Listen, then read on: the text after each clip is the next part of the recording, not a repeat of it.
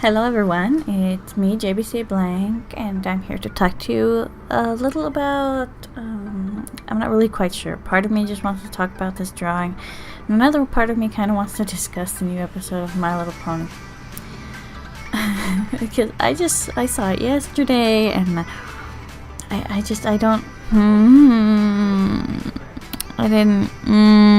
yeah, that's my review of it. That's what you get. And not a good because of the episode from this weekend, I decided to draw Rarity. Rarity used to be my favorite pony when the whole My Little Pony Friendship is Magic started. She was my favorite pony. I really loved her design. I loved her colors. I really loved her. I loved her voice. I loved everything about her. But after a while, I don't know. There were so many more ponies. There were so many more characters. So many more personalities, and it was just so difficult to find out which one I really, really liked. And Rarity is still one of my top ponies. I still think she's one of the better of the main six. I'm kind of on the fence about having Twilight as my favorite main six, but I'm not sure. She has her faults, and her faults are quite big, and I know that it's unrealistic for us to think that throughout the series they're going to change, because I mean it's a series for children, and we can't expect them to not have to learn the same lessons over and over again. I mean, as a kid, how many times did you have to learn the same lesson? Probably many times. I know that there were many lessons that I had to learn a couple of times over, even as an adult. And I'm sure that a lot of us do too. But I mean, just the episode was just so. We've learned this lesson already, but not with the same ponies, so I guess that's what makes it different. I don't know.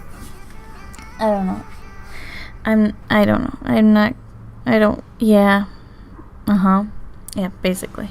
That's how the episode made me feel. Like, this whole season has been very interesting, but also very emotionally complicated for me. I don't know how I want to feel about it. I don't know how I want to feel about the new characters. The changelings changing was a big thing last season.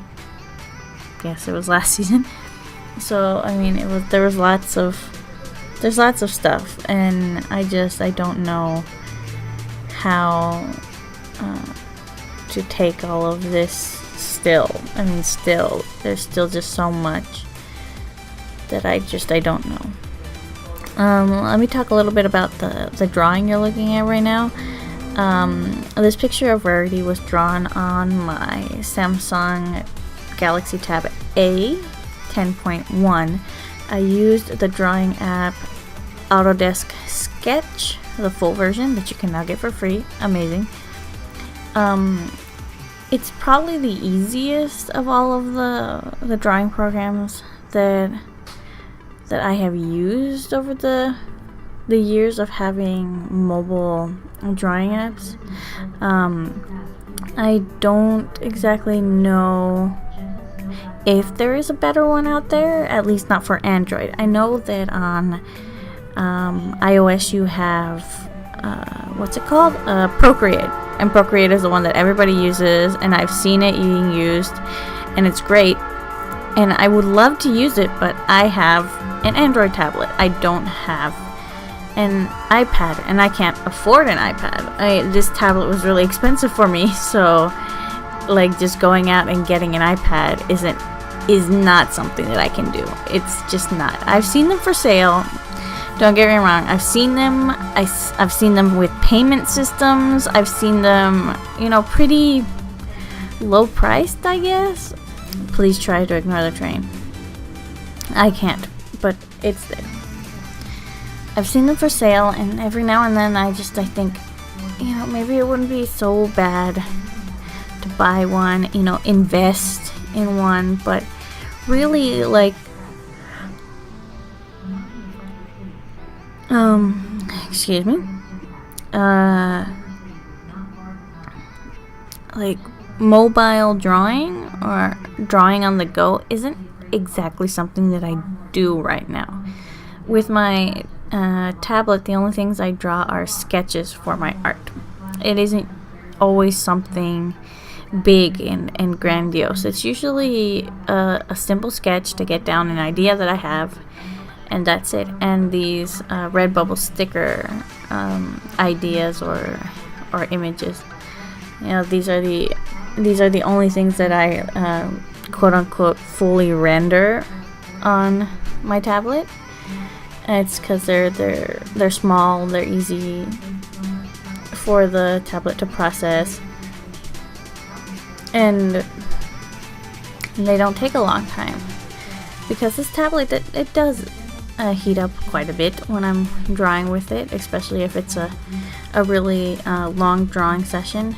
And I don't think that iPad Pros do that, but I don't use the tablet I don't use the tablet as my main source of drawing. It's just for sketching. It's just for getting down ideas. That's the reason I bought it.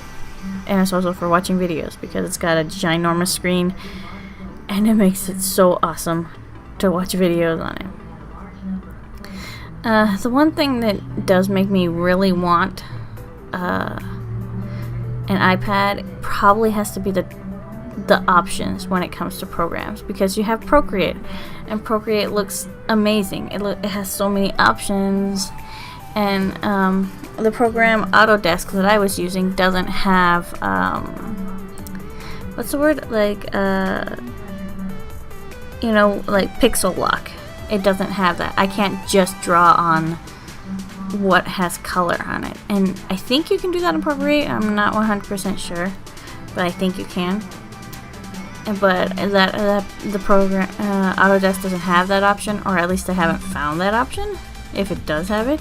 So I have to lasso the entire thing that I want to draw and invert the selection and then do it that way, which sometimes I forget and I end up drawing somewhere random, or it doesn't select properly and I can't draw at all. So, you know, these are growing pains that we're going through. But for making these little like sticker drawings, it's a really good program, because it gives a very specific style. It's kind of like a painted shading style that I don't usually have, and especially with my fully rendered art. So it gives it a very unique look, so you know that I drew it on my tablet when I drew it. I closed the window so I'm not getting any oxygen in here, so I'm yawning because there's not enough oxygen in this room right now. I have the door open, but there's no cross breeze, so my brain wants more oxygen. That's why I'm yawning. It's really annoying. I hate yawning. I hate yawning on camera. I hate yawning on mic. I hate it. I hate the sound of my own yawn. Anyway,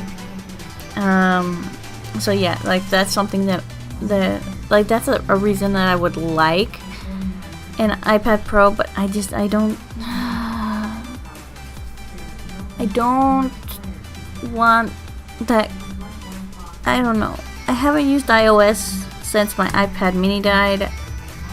And I don't know, iOS just, it left me with a really bad taste in my mouth a little bit, because my iPad was good. It was a good iPad. I loved using it. I loved, you know, it was a nice size, a decent size. Small now compared to my Samsung Galaxy Tab A, but, you know, that's what you get when you buy probably the biggest thing you could find at the lowest price. It was great. But the thing about my iPad is that I don't know, it's like after, like I had it for 2.5 years, And as soon as it hit the 1.5 year mark, and they stopped providing updates for it, that's when it tanked in usability. I couldn't use it the way I wanted to. I was only using it for reading and watching videos, and sometimes it wouldn't even let me watch videos. I think only once did it not let me read. It was ridiculous.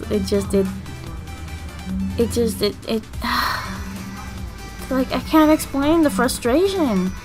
I can't. And there are so many people that talk about how they've had their iPads since like the beginning of time and they're still working great. And a part of me is like, what is your quality, your idea of something that works great? I mean, I couldn't use it. And I used it very little, and it was just so frustrating because it's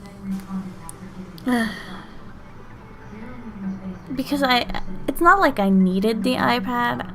It was just something that I enjoyed using, and it was just constantly failing on me.